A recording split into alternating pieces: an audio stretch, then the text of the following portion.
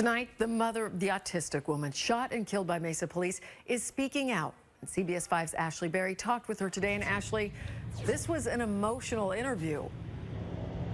It was absolutely just heartbreaking, especially when you consider one of the officers that responded and fired one of those shots was actually trained in crisis prevention. Danielle Jacobs battled autism her entire life, her mother says, and had at least one other run-in with police. They have a right to be treated fairly and humanely and respected. They have a right to be listened to, and so she worked really hard at teaching others to do that. Stacia Clark calls it an eerie twist of fate. Her 24-year-old daughter, Danielle Jacobs, seen in this video with her Rottweiler Samson, a dog she trained to help her cope with autism, was shot and killed by Mesa police Thursday. If my daughter was asking for help and reaching out, my daughter died for asking for help, for reaching out.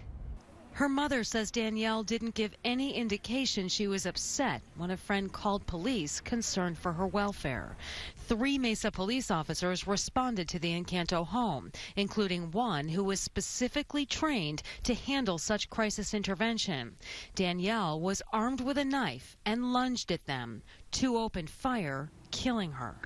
There has to be a better way for law enforcement to respond and to handle situations, especially when they know that this is an individual with special needs. It's a question we asked police because she had a previous run-in with police. Were the officers aware of her mental illness? There was no indication that she was mentally ill. The only indication we had was that she was going to hurt herself.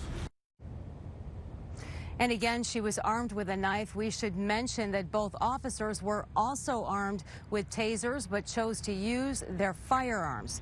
Both officers, all 3 officers, I should say, are now on paid administrative leave, which is routine in any situation like this. We, of course, will be following this and bring you any developments as they become available. Live in Mesa, Ashley Berry, CBS 5 News.